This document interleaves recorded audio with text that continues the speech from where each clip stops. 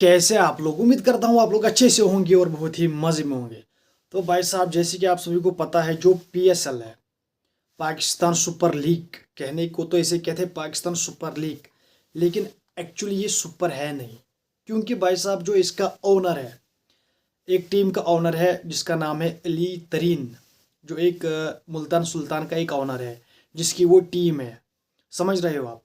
वो बंदा जब से आई थिंक पिछले 2-3 साल से वो कंटिन्यूसली ईयर बाय ईयर ये बातें कह रहा है कि भाई साहब, जो पीएसएल है ये ग्रो नहीं हो रही है। जो ये कहते हैं कि इस साल का पीएसएल बेस्ट था, इस साल का पीएसएल बेस्ट था, ये सब सारे मतलब धोखेबाज लोग हैं। ये बस मीडियोकर है, मतलब इनको कुछ पता नहीं।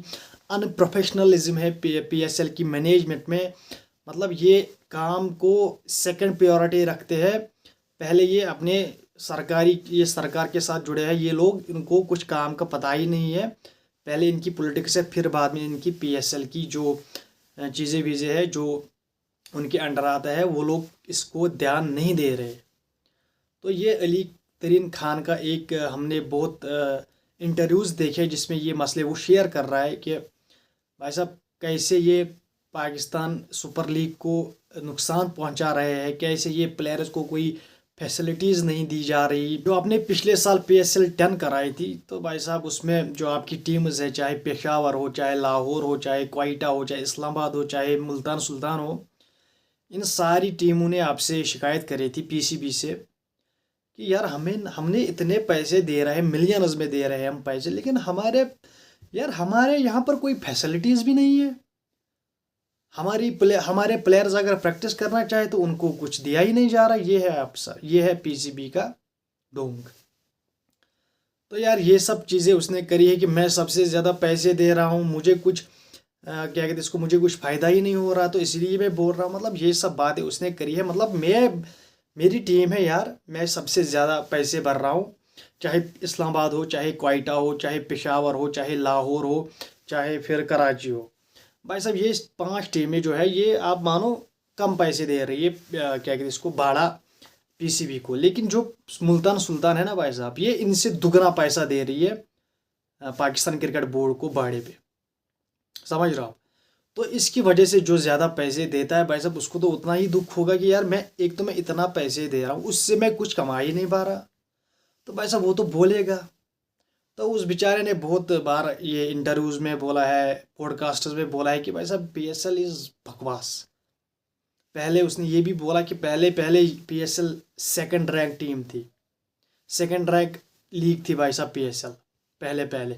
लेकिन जब से ऐसे T20 आई है, ILT T20 आई है, तो भाई साहब तब से हम आई थिंक 4 नंबर पे चले गए। तो ये अली तरीन खान का एक पॉडकास्ट था, उसमें उसने ये कहा है। तो भाई साहब, अब पीसीबी ने एक, जो पीएसएल की मैनेजमेंट है, उसने अली खान तरीन को ये लेटर नोटिस लिखा है कि भाई साहब, आप माफ़ी मांगो, वरना हम आपकी जो टीम है उसको हम सस्पेंड करेंगे। तो फिर आप फ्यूचर में भी किसी भी टूर्नामेंट में कोई भी टीम आप खरीद नहीं सकते हो।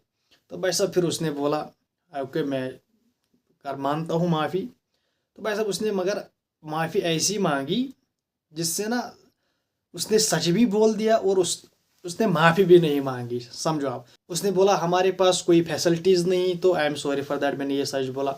उसने बोला जो पीएसएल की मैनेजमेंट है वो इस पर ज़्यादा फोकस ही नहीं कर पा रही, आई एम सॉरी, मैंने ये भी सच बोला। मतलब उसने ऐसे तरीके में बोला जैसे वो, उसने माफ़ी मांगी ही नहीं, उसने माफ़ी उनसे मंगवा ली। तो he is the very good person भाई साहब। वो एक क्रिकेट क्लब भी चला रहा है, बहुत इन्वेस्ट कर रहा है वो पाकिस्तान की क्रिकेट में। तो भाई साहब उसको तो दुख होगा। और वो एक बड़ा फ़ैन है पाकिस्तान क्रिकेट का, वो एक बड़ा लवर है पाकिस्तान क्रिकेट का, इसलिए उसके जो उसके क्लब्स है वो डिफरेंट एरियाज़ में आते हैं, और भाई साहब वहाँ से आपको प्लेयर्स भी निकलते हुए दिख रहे हैं। तो उसको तो ज़्यादा दुख होगा। तो भाई साहब उसने माफ़ी भी मांगी, और एक साइड से उसने फिर से पीसीबी को जलील कर दिया। उसने कहा कि ये इस पे ध्यान ही नहीं दे रहे लाइक दैट। तो ये सब चीज़ें उसने करी है, एंड उसने माफ़ी भी मांगी, लेकिन एक्चुअली वो माफ़ी नहीं थी, वो माफ़ी नहीं थी। जिस तरह उसने बोला है, कहते ना दरिया को कोजे में बंद करना, तो भाई साहब उस तरह उसने वो दरिया को कोजे में बंद कर दिया। और भाई साहब और एक खबर ये आ रही कि जो PSL 11 है वो कराची में होगा, क्या कहते हैं इसको, लाहौर में होगा, मुल्तान में होगा, पिंडी में होगा, एंड क्या कहते हैं इसको, फैसलाबाद में होगा और पेशावर में होगा। समझ रहे हो, इमरान खान क्रिकेट स्टेडियम में भी होगा। तो भाई साहब ओवरऑल 6 वेन्यूज़ पर इस साल दिखेगा। तो ये एक बहुत अच्छा मूव है पीसीबी की तरफ से, and I like that move. और भाई साहब बात करेंगे, कल हमारा मैच है सिडनी में, SCG सिडनी क्रिकेट ग्राउंड। और भाई साहब बहुत चेंजेस आपको दिख सकती है। तो यहाँ पर अब मसला आता है कि क्या कुलदीप यादव को खिलाया जाएगा, क्या विराट कोहली को ड्रॉप किया जाएगा। There is big questions. लेकिन मैं आपको यहाँ से बताऊँ, अगर आपको कुलदीप को खिलाना है तो भाई साहब आपको अक्षर पटेल या वाशिंगटन सुंदर में से, दोनों में से किसी एक को ड्रॉप करना पड़ेगा। तो अब कल क्या होगा, जहाँ तक मुझे लग रहा है भाई साहब SCG स्पिन फ्रेंडली विकेट है भाई साहब, वो थोड़ा उसमें स्पिन को मदद मिलता है। तो भाई साहब मे भी आपको कल कुलदीप यादव आपको दिखेगा प्लेइंग 11 में।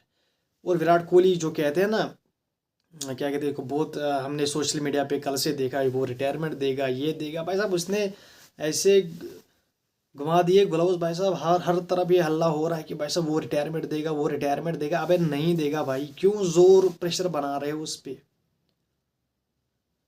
He is one of the best. और भाई साहब यहाँ के लोग यार, क्या मैं बोलूँ यार, ट्रोल कर रहे हैं भाई विराट को यार। 2 डक्स करे उसने यार, ये सपोर्टर्स यार इसको इनको बंद कर रहा हो, ज़्यादा ही बक रहे हैं। भाई साहब कह रहा है कि 2 डक्स सीनियर खिलाड़ी था, वो ये था। भाई साहब मैंने भी कल उसको थोड़ा क्रिटिसाइज किया, लेकिन आई अपोलॉजी फॉर दैट, क्योंकि he is a big player. जो आप उसकी जो प्रीवियस ओडीआईज रिकॉर्ड में देखो, प्रीवियस ओडीआईज देखो, जिसमें वर्ल्ड कप है भाई साहब, उसमें player of the match semifinal में, आई थिंक यस।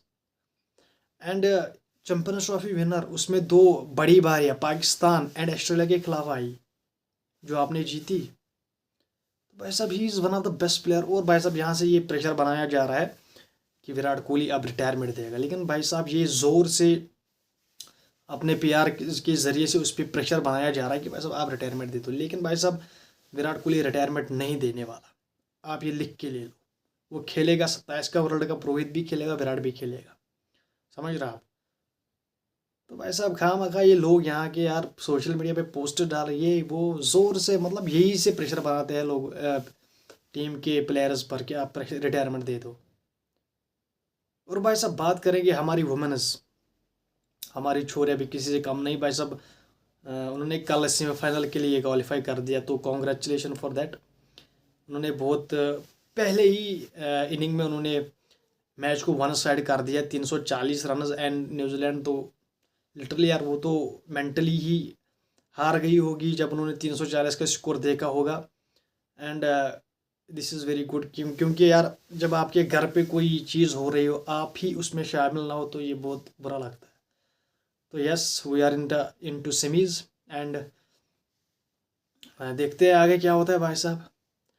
और भाई साहब बात करेंगे बाबर आजम, जो बिग बैश है भाई साहब, उसके साथ उसका कंट्रैक्ट हुआ है बिग बैश में। तो भाई साहब वहाँ पर क्रिकेट ऑस्ट्रेलिया ने बाबरिस्तान के नाम से एक स्टैंड बनाया है जिसमें बाबर के फैंस बैठेंगे। That was great. मतलब बाबर को इतनी सपोर्ट मिल रही है बाकी कंट्रीज से, समझ रहे आप। तो he is a big player. लेकिन भाई साहब उसने अपने आप को प्रूव नहीं करा है। अब जो वो फ्लैट ट्रैक्स पे वो सेंचुरी बना रहा था, पाकिस्तान में टेस्ट में नंबर 3 पे था, समझ रहे आप। तो भाई साहब उसकी वजह से थोड़ी हाइप है अब भी उसकी, लेकिन actually he is not the best player. तो भाई साहब जो उसने नाम कमाया है वो पहले कमाया उसने, जब तक फ्लैट ट्रैक्स पाकिस्तान में थे तब तक उसने नाम कमाया है। तब से लेके जब से स्पिन ट्रैक हुआ भाई साहब उसके तो भला चल ही नहीं रहा है। 50 उसने 2022 में बनाया और आज 2025 में उसने 50 बनाया है पाकिस्तान में, समझ रहे हो आप। तो अब क्रिकेट ऑस्ट्रेलिया ने एक स्टैंड बना लिया भाई साहब, बाबरिस्तान की एक स्टैंड होगा जिसमें बाबर के फैंस हो गए। लाइक इसी तरह शाहीन का स्टैंड बनाया जाएगा, रोप का स्टैंड बनाया जाएगा। तो that is good.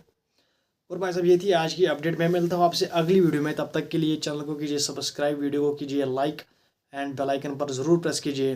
Bye bye.